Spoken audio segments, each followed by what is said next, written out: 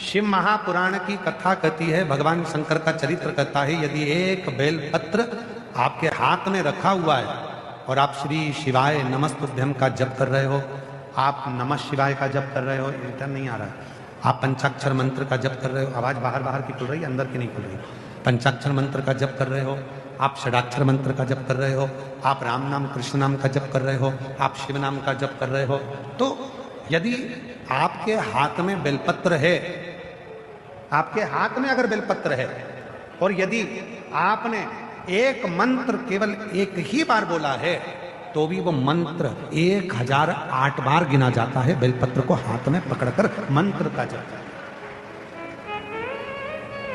चलो इस बात को छोड़ो, तुम एक अपनी प्रैक्टिकल बात को स्मरण करो। ये बात अब तुम्हें बाद में समझाते, पहले समझो। आपके भीलवाड़ा में कभी यज्ञ हुआ? कोई सा भी यज्ञ हुआ, छोटा बड़ा कैसा भी यज्ञ हुआ? बोलो बोलो, जम के बोलो। हुआ? परिक्रमा करी? जम के तो बोलो, करी। ठीक है। तुलसी जी की कभी परिक्रमा करी? पीपल के वृक्ष की परिक्रमा करी? बट वृक्ष की परिक्रमा करी? आंवले के वृक्ष की परिक्रमा करी?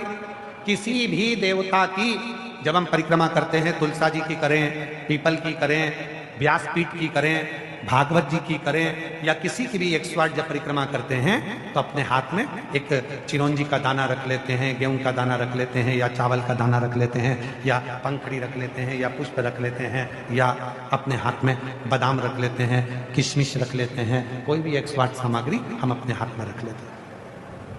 कभी किसी से पूछा तुमने कि परिक्रमा करते समय ये 108 सामग्री जो हम चढ़ाते हैं अपने हाथ में लेकर घूमते हैं और घूमने के बाद में थाली में चढ़ा देते हैं, इसका फल क्या है? कभी किसी से पूछा?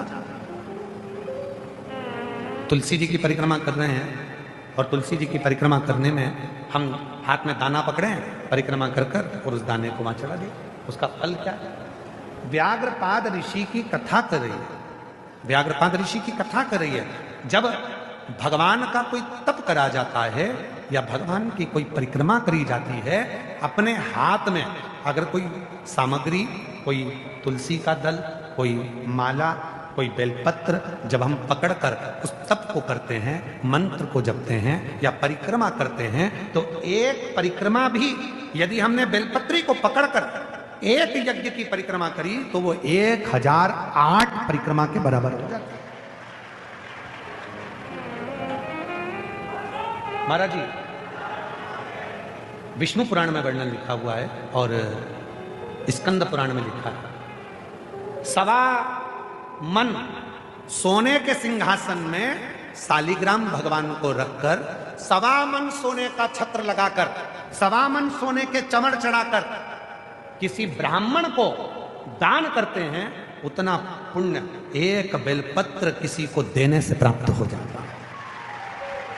महाराज, 1.25 मन सोने के सिंहासन पर 1.25 मन सोने का छत्र लगाकर, 1.25 मन सोने के चवण रखकर, शालिग्राम भगवान को रखकर दान करने का जो पुण्य है, शिव पुराण कहती है, विष्णु पुराण कहती है, स्कंद पुराण कहती है, कूर्म पुराण कहती है, वराह पुराण कहती है, अग्नि पुराण कहती है, ब्रह्म वैवर्त पुराण कहती है कि एक बेलपत्र दान करने पर वही पुण्य फल प्राप्त हो जाता है जो 1.25 मन सोना देने से।